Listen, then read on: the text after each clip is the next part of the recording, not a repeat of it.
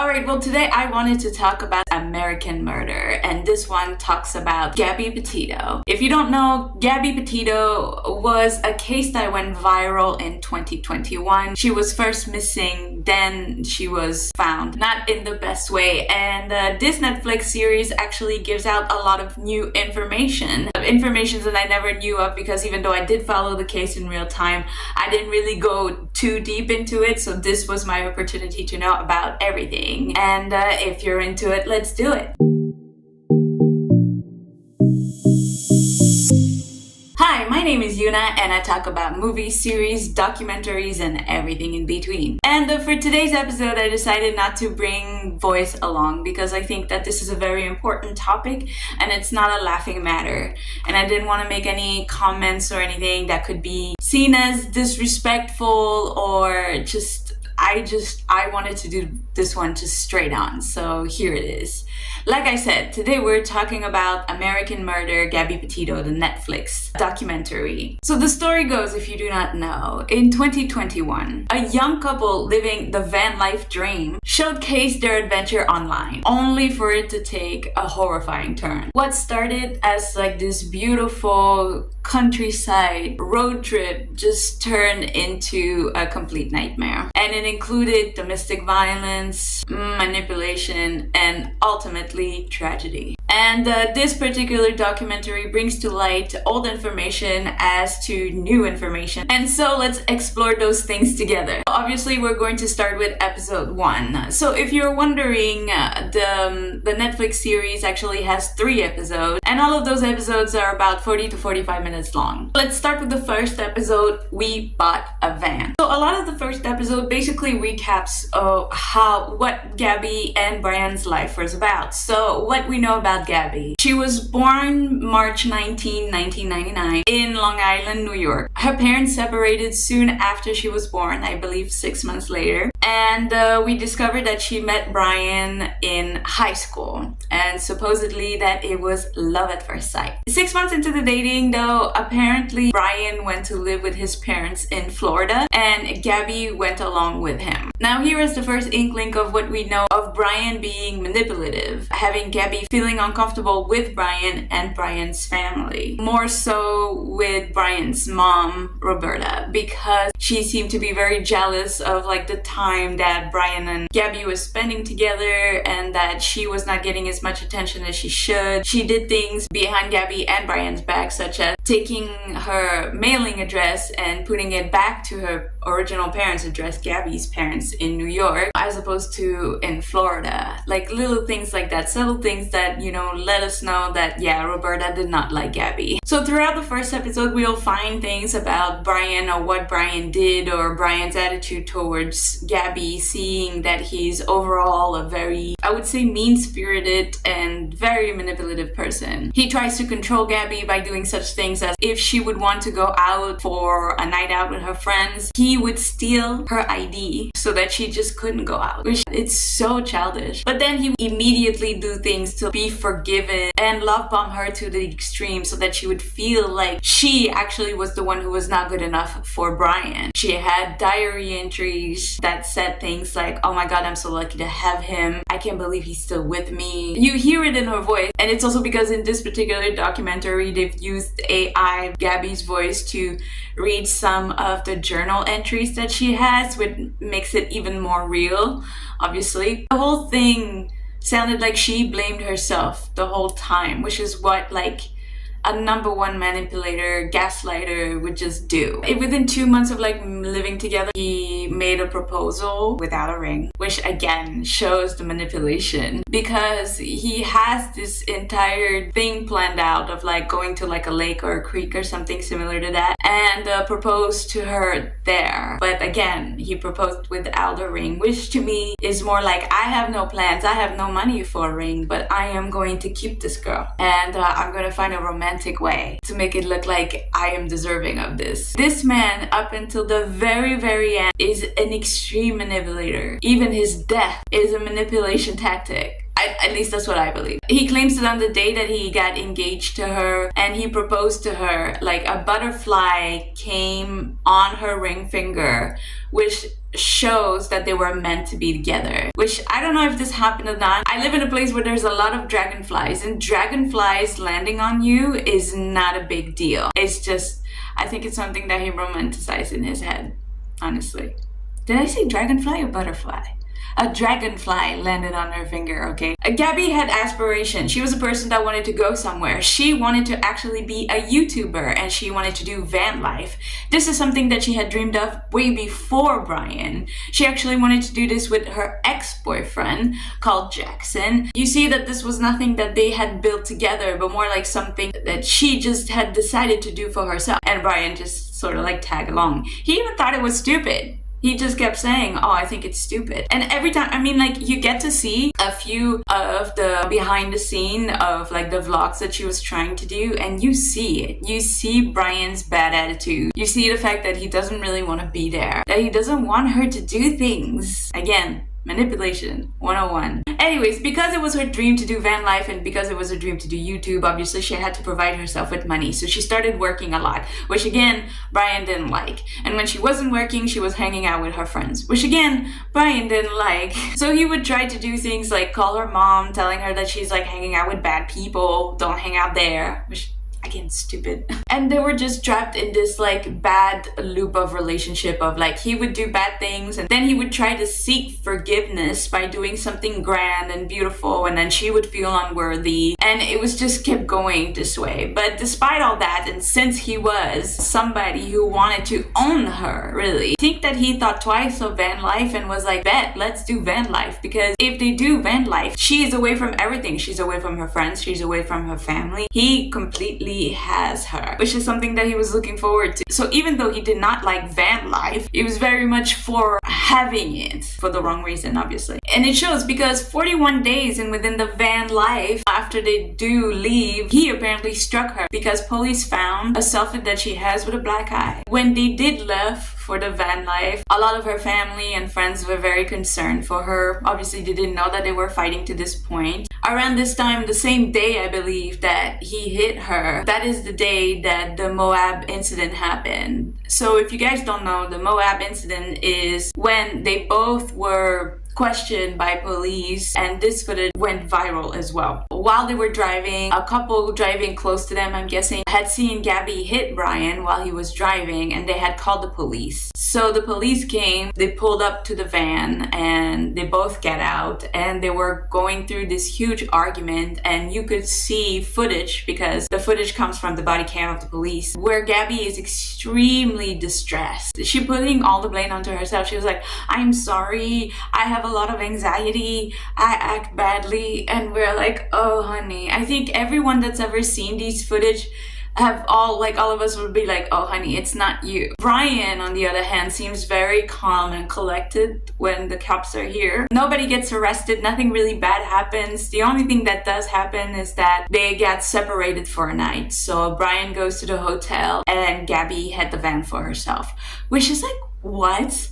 I felt that that was a weird move for the police, because I would rather think that the woman should go to the hotel because it's safer and the man can take the van. But again, this could be like an outdated trope that I feel. It's a personal preference, I would say, but I just don't think it's correct. I don't know. And I think her mom felt the same way. And the other thing is that the police completely misread the whole thing, because even though somebody did call and said it was Gabby hitting, and Gabby telling on herself, saying like, I'm sorry, I get frustrated, I get this and that, and Brian saying like, yeah, I'm just trying to defend myself, I think the police should have been able to see through that. But no, they went on what was said instead of what we could clearly see, Gabby being distressed. And I think it was a failure on the cops. But then that's what a lot of people say. But hey, these people are working all day, every day. They can't always see the subtleties in things. If people are going to tell them things, they're going to believe it so. And why not? Why shouldn't they? I understand why so many people were outraged at this footage. But I can also understand, don't tell people how to do their job, 1, and 2. Like, we don't know. I don't know. I think they misread the whole thing, and that it was faulty of them to let them go, and that if they did not let them go, maybe Gabby Gabby would be alive today. This is a strong possibility. I do not know. But at the same time, I do not want to put the blame on the police when the blame is on Brian.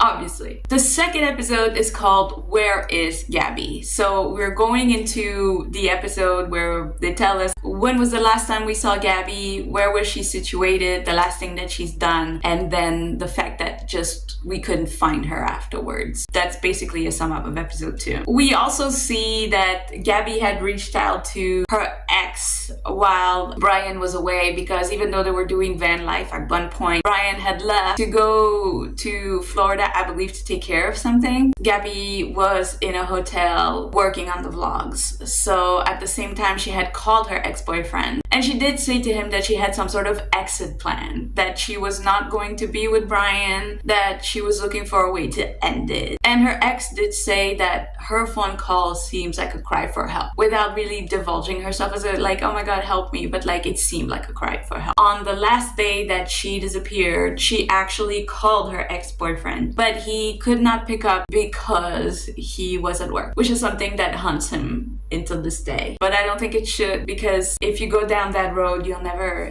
what if I did this? What if I did that? What if I did this? Acceptance is a hard road, but we have to. So on the 27th of August is the last time that we actually get any footage of Gabby. She was at a Whole Foods with Brian, and I believe that either later on or before that, they went to lunch at a Mexican place called something Little Pigs something. That night she was texting with her mom, telling her mom that she was trying to convince Brian to go out and camp in the woods so she could have the van to herself, and also alluding to the fact that she was going to give him money so that she could have the van. To which her mom responds, oh, are you guys breaking up? She said no, but then she alluded to the fact that if she was a solo female van lifer, she would do better, which is the last thing that she ever said to her mom. Sadly. Afterwards, they never had a text for a while, until a few days later, her mom received a text saying, help Stan. And Stan happens to be Gabby's grandfather, and she would never call him Stan, she would call him Grandpa. And that was alerting to Gabby's mom. She was like, that's weird. Why would she say something like that? And that was the last text that she ever got from her. And this was weird because she kept asking like, hey, are you okay? What you up to? But she was just not responding. The weird thing is that by September 1, Brian was back in Florida alone. Not that Gabby's parents knew, because for 10 days they were trying to get a hold of Gabby and it wasn't happening. And also Brian. They thought both of them were in danger. And they kept calling Brian's parents, but Brian's parents were not answering. So I believe that Gabby's stepdad stepped in, sent them a message and saying, hey, if you're not answering these messages, I'm going to let you know that we're going to call the police and file for a missing person. Which to that they didn't answer either. So Gabby's family went ahead and contacted the police for a missing person, which to then the police went to Brian's house. And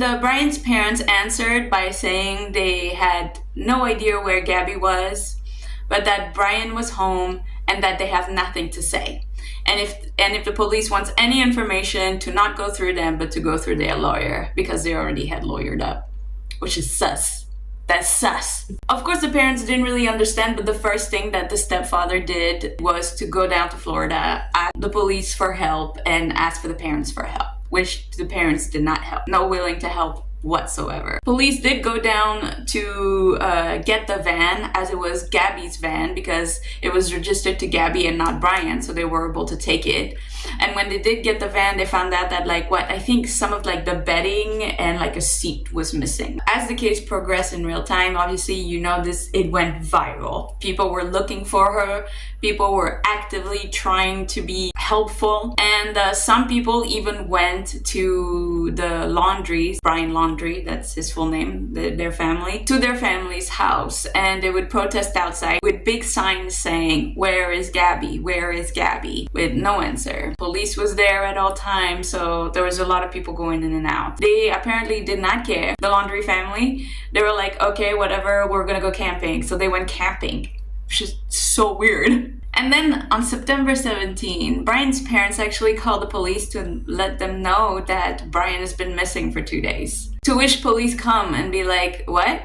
What do you mean? Where is he? And they're like, we don't know. And then word goes out and everybody's angry because, I mean, this is already a case that is viral. There are people camping outside. How is it that you could miss it? You have police there at all time. You have camera setups there. You have people there with signs. How did you miss him? How did he leave? And then the police says, oh, that's because he looked like his mom that one time. Which we were all like, what? But yeah, anyways, police searched the house to see if there's any clues as to where Brian could be, right? And then they found a letter that Roberta, Brian's mom, had written to Brian. And the letter said, burn after reading, which that's a good clue. And there was a lot of things that was said in the letter that was just extremely suspicious.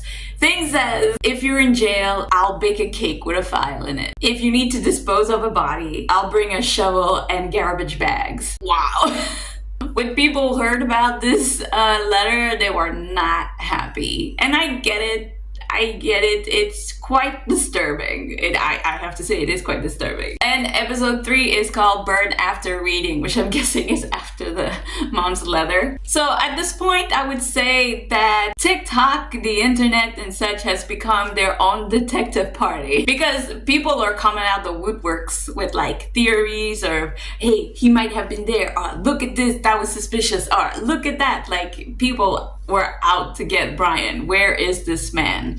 And out of this, 2 good things happened. So apparently a TikToker by the name of Miranda Baker, I believe, came out and said that she took a hitchhiker around the 27th, 28th of August at Teton Park where they were, him and Gabby, and that he was awfully suspicious and looks exactly like him. Like she is 100% sure that it is him, which gave us more clues as to where the body of Gabby could be. And then the second clue came out of another couple that does van life that actually had a footage of Gabby's van. I remember seeing this footage back in 2021 and everybody going gaga over it. And that footage was taken around Spread Creek, where they were actually the day she went missing. And a couple of days after that, her body was found. She was apparently laying on her left side and had like some sort of like make campfire in front of her, which the police said that it was probably staged by Brian, and that she was wrapped in her favorite hoodie and that her boots was alongside of her. She was out there for 24 days. And the autopsy revealed that the cause of death was blunt force trauma and manual strangulation,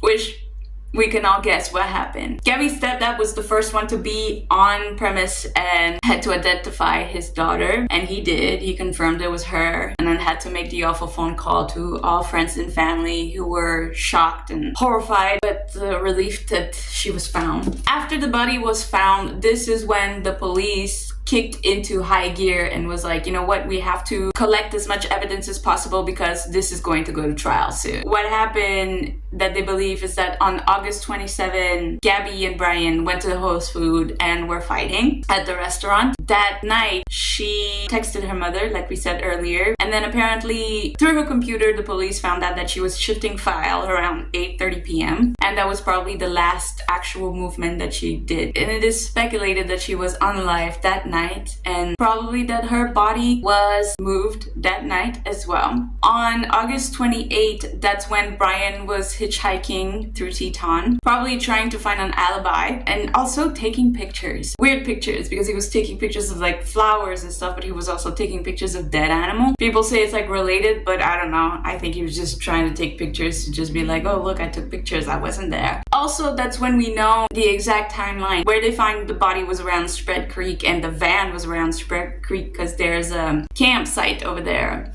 And then he went up to Coulter Bay, I believe, where he was picked up by Miranda there, and then drove down because she went to Jackson Lake, and then he was picked up by another woman called Norma Jean. Then he went back down to Spread Creek to get to the van. Once he got to the van, he went back to Florida right away and transferred himself money from Gabby's bank account, saying something like, I'll never ask you for anything again, or something like that. I can't exactly remember what it was. And then he was at his parents' house, and we know what happened from there. We also know that on August 29, before he left, he had a phone call with his parents for about 55 minutes. And 15 minutes after this phone call, his dad called a lawyer. On September 17, Brian's parents claimed that he went missing. And then nobody could find him because he was supposedly at some also creek that was nearby that he used to go camp at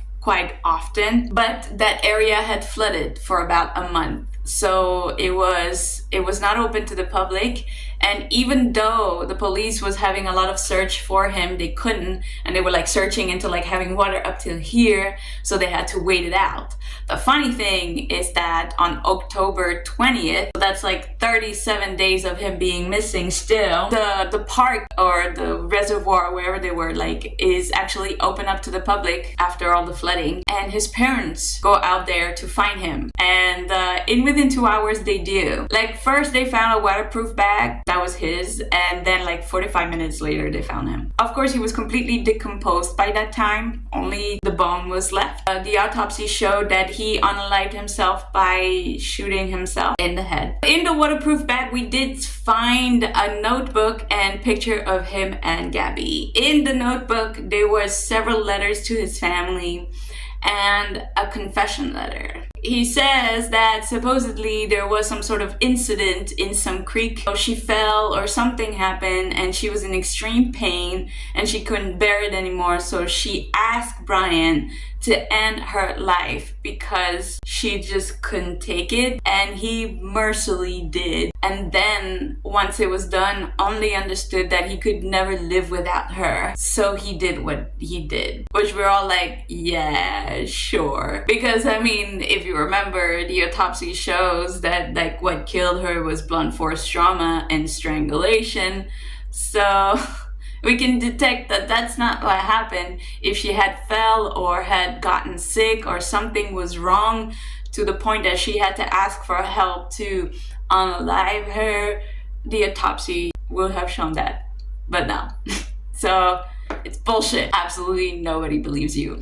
And the gall that you have, the audacity that you have, that's what I was saying at the beginning of this, that I'm like, you are such a narcissistic manipulator that even in your death, you manipulated items, evidence to try to show you as a hero all the way to the end. You're not coward, horrible, like disgusting, like scum under the shoe. That's what you are. I'm sorry, but I do not like to say things badly because I do feel for the parents. But even the parents, I mean, the fact that they didn't want to help, that they probably knew what was going on, it's all very sinister. It doesn't give the idea of very nice, healthy, sweet people. It gives the idea of very bad, toxic, please get away from me type of people. Anyways, towards the end of the episode 3, we do see that Gabby's family actually go to Gabby's resting place where she passed away or where she was laid. They go there, it's amazing. They have like little rituals, they take pictures. They even took one picture where you see like a huge orb in front of everyone where like the family believed that, you know, that was probably Gabby's presence being there with them, which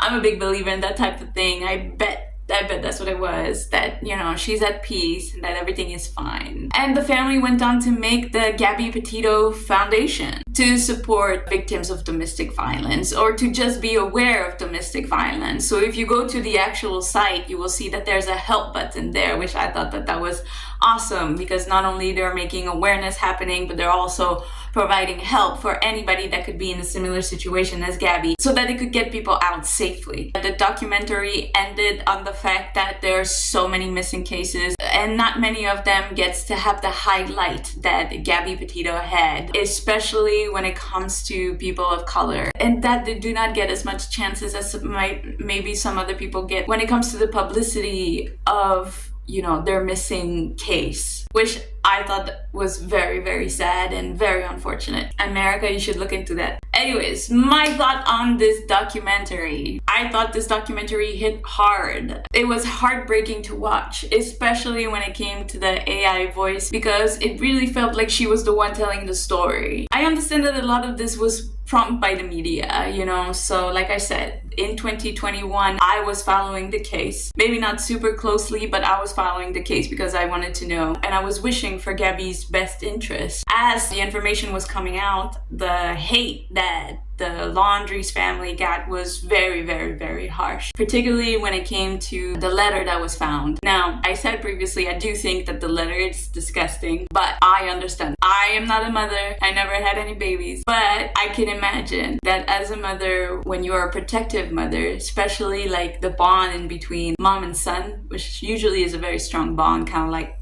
dad and daughter, I can understand her sentiment in wanting to protect her son, no matter what he's done. Because she was probably aware of what he has done. They were probably aware. They had to be aware. They called the lawyer. They had to be aware. No matter what your kids do, I would think, you will always want to stand besides them, no matter what. And I think that's what this mom did. And I think we should kind of cut her some slack. Yes, it's wrong. Yes, it was disturbing. But I think any mother would do this. I think Brian being manipulative to the very end was disgusting to me. I hated that. I was like, how dare you? How could you? That was, wow. That was very triggering and made me extremely angry. But again, mostly what this documentary did for me was showing how Gabby was such a talented and beautiful person inside and out, and that she had so much talent coming. Because after I watched this documentary, the first thing I did was, of course, go on the YouTube channel, The Nomadic Van Life, I think that's what it's called, to see her first, only, and last video, which went to 9 million views. Wow, hey, 9 million views on your first video? Hell, I wish I could do those numbers. Like, I'm lucky if I make 6, because that's what happened with my last video. Anyways, no, never mind. We're not gonna go there. But from that first video, you could see the talent that she had. You could see like the way she put things together, the perception, the view, the music that she chose, the way she speaks to the camera. She was going to do something. She was going to be somebody, and she was taken way too young, and it's so sad. My condolences to the Petito family and the Laundrie's family.